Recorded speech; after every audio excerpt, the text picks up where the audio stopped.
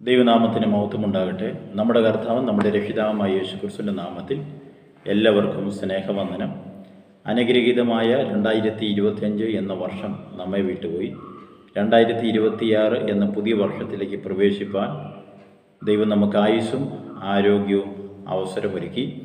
ഈ വർഷം ദൈവപ്രസാദമുള്ള ദൈവത്തിന് ഹിതമായ ഒരു ജീവിതം നയിപ്പാൻ എൻ്റെ ഈ ശബ്ദം ശ്രവിക്കുന്ന ഏവരെയും ദൈവം അവിടുന്ന് ഒരുക്കുകയും സഹായിക്കുകയും ചെയ്യട്ടെ.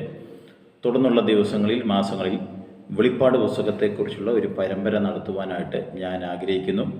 ഈ കാലഘട്ടത്തിൽ വെളിപ്പാട് പുസ്തകത്തെക്കുറിച്ചുള്ള പഠനങ്ങൾ, പ്രസംഗങ്ങൾ വളരെ ചുരുക്കമാണ്. അത് കാരണം ചില വർഷങ്ങളെടുത്ത് വിവിധ വെളിപ്പാട് പുസ്തക വ്യാഖ്യാനം വെച്ച് ഒരു പഠനം നടത്തി ഞാൻ അറിഞ്ഞത്, മനസ്സിലാക്കിയത്.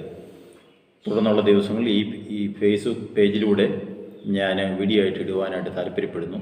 താല്പര്യമുള്ളവർക്ക് ഈ ഫേസ്ബുക്ക് പേജ് ഫോളോ ചെയ്യാവുന്നതാണ്. വെളിപ്പാട് പുസ്തകത്തെക്കുറിച്ചുള്ള ക്ലാസ്സുകൾ നിരന്തരം നമുക്ക് കേൾക്കുവാനും പഠിക്കുവാനും സഹായിക്കും. അതിനായിട്ട് ദൈവം നിങ്ങളെ ഓരോരുത്തരെയും ബലപ്പെടുത്തട്ടെ. വെളിപ്പാട് പുസ്തക വ്യാഖ്യാനം 4 രീതിയിലാണ് ഇതര വ്യാഖ്യാന പുസ്തകങ്ങളിൽ നമുക്ക് കാണുവാനായിട്ട് സാധിക്കുന്നത്. അതിലൊന്ന് ഐഡലിസം അല്ലെങ്കിൽ ഐഡലിസ്റ്റ് വ്യൂ എന്ന് പറയും, ആലങ്കാരികമായ രീതി. ഒന്നും അക്ഷരികമായ അർത്ഥത്തിൽ എടുക്കുന്നില്ല, എല്ലാം ആലങ്കാരികമായി പറഞ്ഞിരിക്കുന്നു എന്ന് വിശ്വസിക്കുകയും അത് പഠിപ്പിക്കുകയും ചെയ്യുക. രണ്ടാമത് പ്രൊട്ടലിസ്റ്റ് വ്യൂ ആണ്. എല്ലാം സംഭവിച്ചു കഴിഞ്ഞു എന്ന് വെച്ചാൽ AD 100 എല്ലാം വെളിപ്പാട് പുസ്തകത്തിൽ പറയുന്ന കാര്യങ്ങളെല്ലാം സംഭവിച്ചു കഴിഞ്ഞു, യേശു രണ്ടാമത് വന്നു പോയി എന്ന രീതിയിലുള്ള ഒരു പഠിപ്പീരാണ് രണ്ടാമത്തത്. മൂന്നാമത് ഫ്യൂച്ചറിസം എന്നാണ്, ഫ്യൂച്ചറിക് വ്യൂ, ഭാവികാല രീതി. ഭാവിയിൽ സംഭവിപ്പാനുള്ളത് എന്ന് വെളിപ്പാട് പുസ്തകത്തെക്കുറിച്ച് വിശ്വസിക്കുകയും പഠിപ്പിക്കുകയും ചെയ്യുക.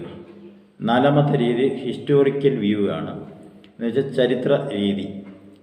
വെളിപ്പാട് പുസ്തകം 1, 2, 3 അധ്യായങ്ങളിൽ 7 സഭകളെക്കുറിച്ച് പറയുന്നുണ്ട്. ഈ 7 സഭകളെ 7 കാലഘട്ടമായി തിരിച്ച് പഠിപ്പിക്കുക. ഇങ്ങനെയൊരു രീതിയിൽ പഠിപ്പിക്കുന്നത് നമുക്ക് കാണുവാനായിട്ട് സാധിക്കുന്നു. ഇങ്ങനെ 4 രീതിയിലാണ് വെളിപ്പാട് പുസ്തകത്തെക്കുറിച്ച് വിവിധ നിലകളിൽ പഠിപ്പിക്കുന്നത്. പെന്തക്കോസ്ത് വിശ്വാസം എന്നുള്ളത് ഭാവികാല രീതിയാണ്. ആ വിശ്വാസത്തിൻ്റെ അടിസ്ഥാനത്തിൽ വെളിപ്പാട് പുസ്തകത്തെക്കുറിച്ച് തുടർന്നുള്ള നാളുകളിൽ നമുക്ക് പഠിക്കാം. അതിനായിട്ട് സർവശക്തനായിരിക്കും ദൈവം നമ്മെ അവിടുന്ന് സഹായിക്കട്ടെ. വരുന്ന ദിവസം യേശുക്രിസ്തുവിൻ്റെ വെളിപ്പാട് പുസ്തകം എഴുതിയത് ആര്, കാലഘട്ടം, അതോടൊപ്പം തന്നെ യോഹന്നാനെ സംബന്ധിച്ചൊക്കെ നമുക്ക് തുടർന്ന് പഠിക്കാം. അതിനായിട്ട് ദൈവം നമ്മെ ബലപ്പെടുത്തുമാറാകട്ടെ. Thank you so much.